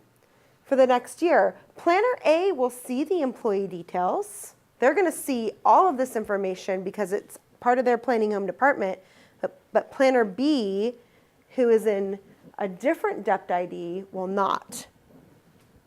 And that's because of how the security is handled. And as I mentioned before, it's the same way security currently exists within HCM as well, where one HR rep might have to work in conjunction with another HR rep, or in this case, one finance person might have to work in conjunction with another finance person.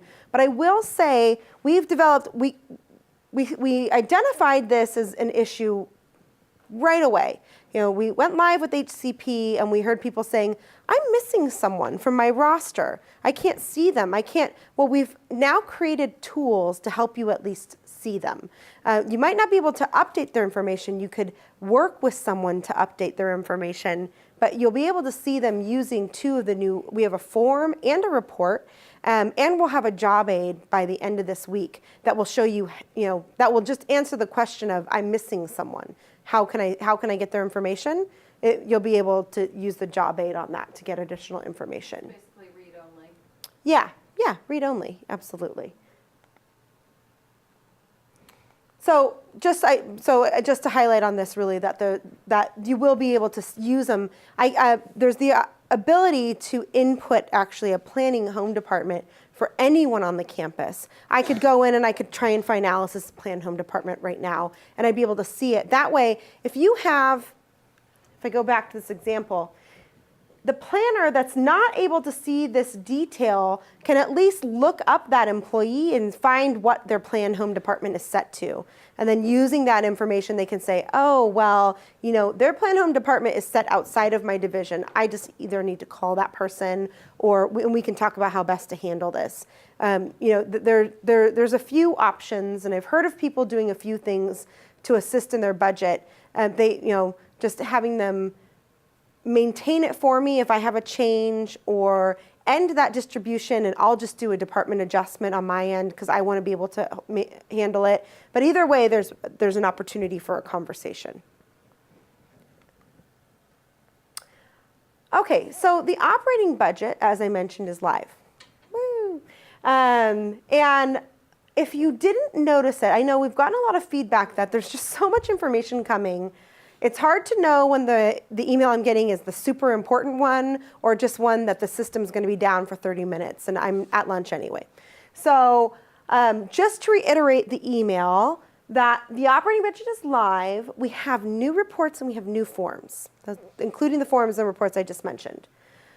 Everything is on the website. So if you haven't taken a look yet, I highly recommend reading this. Normally, when there's a system release, it's pretty small. You know, there's a few new things added, but this was major. This was big. So take the time. I think probably about 5 to 10 minutes to read through the notes, just so you have an idea of what got updated in the event it impacts you. And in this case, it impacts everybody because we went live with an operating budget. So that's everyone. When you're in the system now, though, this is a really big reminder. And I don't know if you want to put it up on your desk anytime you log into CalPlan and HCP and you're going to do work. Remember that we've been only working in our forecast. And if you want to work in your operating budget, you need to tell the system that. You need to tell the system, hey, I want to do changes that are going to affect operating budget, not forecast. So you set your preferences. If you need help on how to set preferences, it was in the training materials, it's on our website, lots of help available on that. But really the big takeaway is when you were working in the FY13 forecast, now you just need to change it to operating budget FY14. Hit save and go right back to work again. Any preferences you save in HCP will also translate into CalPlan, right? You only have to set them one time to do your work in both places. You can switch back and forth too. I mean, I know it might be something that I would probably have to do is go look at a report for my operating budget, see what it looks like. Is my beginning balance okay? If my beginning balance isn't okay, I might go back to my forecast and update my forecast so that my ending balance reflects a good total. And then go back and look at my operating budget. Now I have a good starting point. My beginning balance looks good, and I can go do the work that I need to on my revenues, transfers, expenses, and for HCP, your compensation-related expenses. Questions on that? Yeah.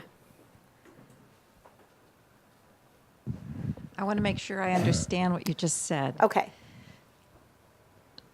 I thought that when it transferred the operating budget from the forecast, that it was a one-time transfer. And if you go Yes. back and you change a forecast, how is that going to change your operating budget? Great question. So I think we had a little chart on that in the computer training, or the computer-based training. But if you make a change, let's say to an employee's expense, you give them a 5% increase in the forecast. Right now, that 5% doesn't come back and go into the operating budget.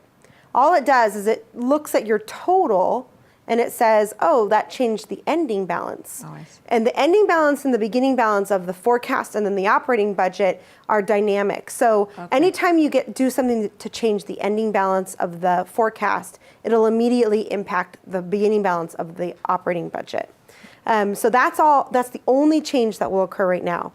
But you would still have to go in then and change, if you wanted that change that you made at an individual level, you'd have to go in and do that in your operating budget. That's correct. Okay. That's Got it. correct. Thanks. Yeah. Yeah. So for forecast, I probably, you might want to do something that impacts an individual employee, maybe, but most likely for the forecast, you're just doing something to get your beginning balance in your operating budget look correct. And then any changes to employees and pooled position, et cetera, happen in your operating budget at this point. Great question. It's like the perfect segue to the next slide, Alice. What am I going to be doing? What and when, if you recall this slide, when we were doing the what and when in the FY13 forecast, we were focusing on the pooled positions and the depth ID adjustments. Well, that's still what we're going to do. We're still going to focus on pooled positions and depth ID adjustments. But it'll be a little bit different for the depth ID adjustments. If you entered them and they copied over, now I want to think, are these still accurate? You can easily delete them. If they're not, it's okay. It's a plan. You can delete something that you entered. That's okay. So if it wasn't okay, I could go in and I could delete it, or I could say, well, I entered 70,000, but it really should be 50,000, and you know, or 5,000, and it should be 7,000, vice versa, and take a look. You could take a look at the distribution end dates if you need to, but I would spend most of my time kind of in this area, and then start thinking of strategically for next year. Do you have any new projects happening where you're going to hire new employees? Because that could be a big change. Or is anything going away? Do I need to? Were we planning on having this lot of employees or this particular group, and it's being transferred? You know, so there's concepts of big picture concepts that you can ask yourself first before going in and making a lot of changes, I would say. Material changes would probably be a focus when you're updating individual level, employee level detail. Like we said before, do you really need to put an employee on a leave of absence for a month? Maybe not. But it may be material to your budget to plan for a new position and a new employee. That could be a material item based upon the size of your budget. Also, potentially terminating, or you know, if an employee is planning on retiring partway through the year, maybe that's going to be a type of material impact to your budget. So where do you go for help? I already plugged the knowledge base, and I'll do it again, but the knowledge base is up and running, and it's growing, and it's getting better. And if I have used it myself. I'm just gonna searching for terms, because you can search within it. When I wanted to find some training materials, I just did a quick search and I found them in the knowledge base, or the link to where they were at any rate.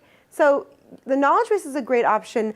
Also, we have office hours available, and office hours are really great. I love office hours. It's where you get the opportunity to sit with people from the project team in front of a computer with your own real life budgeting issues or questions, and have someone work with you one-on-one to answer those. So those are available. You can sign up for them. I think you just sign up for, you just pop in. Actually, you don't even have to sign up. When we have a window of time at that same computer lab down at Shattuck, and you can just pop in. We post the times on our website. So anytime, even if you only have 15 minutes, you could come in and have someone help you out with a question if you want to sit with someone to get some help. Again, these are the emails. You've been getting those a lot about who to email for help if you want additional information. This is the concepts class, so we're thinking if you have concepts questions, you can kind of go to this group. But if you have technical questions, the CalPlan Help Desk is the way to go to get started on a technical question. When you're in the system and something's not working for you, you can email our help desk, and they're a great resource as well. Okay, any other questions before we kind of wrap up? Anything you were hoping to get conceptually, but don't feel we covered enough? No more math for today. Yeah, there's a question in the back. Just one second.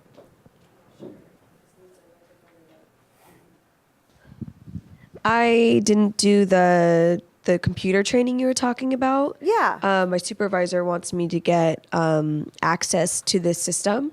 So how do I go about getting access to the system? You can contact our help desk, CalPlan Okay. Help, and they can help guide you through the process of getting access to the system. And Does it require a separate training? It does require training. Yeah. All right. Yeah. Right now, I can say I don't know when training is coming forward, but they can take a look at your request and see what they can do to help someone get access. You got it. Now memorize it. CalPlanHelp@berkeley.edu. CalPlan Help. So thank you. So thank you to you. Thank you to the users. Already, we are getting feedback that's affecting the system and making it more streamlined. Alice was with us when we decided, you know what? We shouldn't even do divisional oversight training right now. It's too much on people's plate at this time. Let's hold off and do it at another time. So we're already getting great feedback. We continue to get great feedback. This HCP application was designed with the help of these people on campus. So we sat together and they told us how they do their business processes for financial planning on the campus. And then the system was designed and they were our checking point. So we owe a lot of thanks to our compensation design partners. And also we have had a tremendous amount of support from our LIMs when, as we continue to move forward and giving us information about areas where we could improve. And if you don't know Jean Delaney from LNS, she's been instrumental to us in providing us feedback. If you ever have, questions about HCP and you want to talk to not me who developed something, but you want to talk to a person that's in finance on the campus that also helped, and you want to understand a question, the compensation focused design group is there. Your LIMs are available. Jean is available. There's a lot of support available. And we are trying to build a community for this so that we can support each other. I know if you went to training, you heard Janine say, get your budget buddy, but it's a real great point. We're already seeing that in action. People are sitting with each other, learning from each other. So this is another opportunity where we can build as a community using this tool. So go forth. Thank you. If you have any questions about how to use it, just keep them coming, okay? Thank you. Thanks a lot.